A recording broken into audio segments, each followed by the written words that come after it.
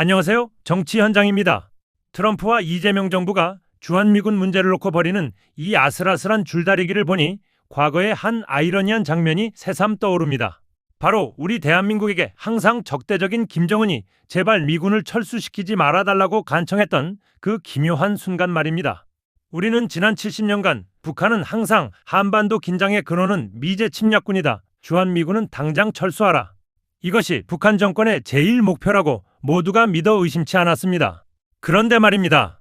만약 이 모든 것이 북한 주민과 전 세계를 속여온 거대한 기만극이었다면 어떻게 하시겠습니까?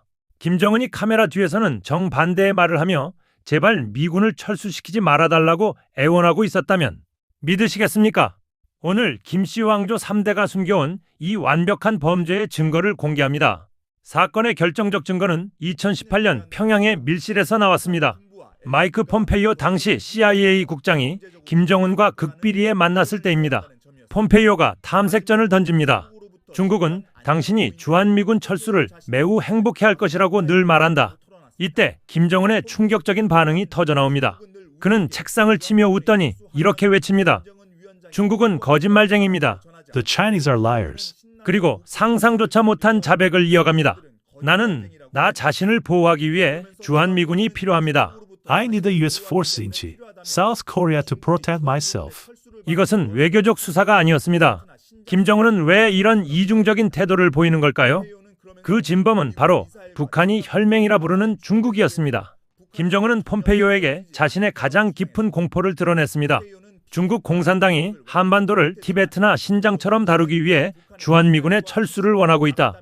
심지어 폼페이오는 김정은이 미국의 미사일과 지상군 전력을 남한에 추가로 배치해도 북한은 전혀 신경 쓰지 않을 것이라고까지 말했다고 폭로했습니다. 이것이 핵심입니다.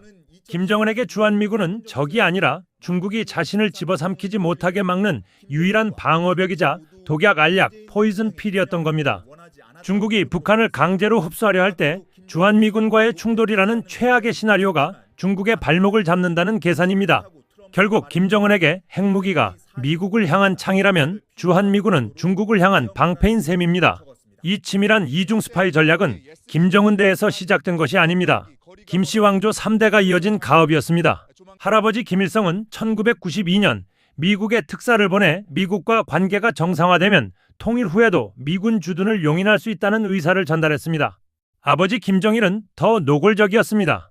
2000년 김대중 대통령에게 주한미군이 중국, 일본, 러시아를 견제하는 안정자 역할을 해야 한다고 말했습니다.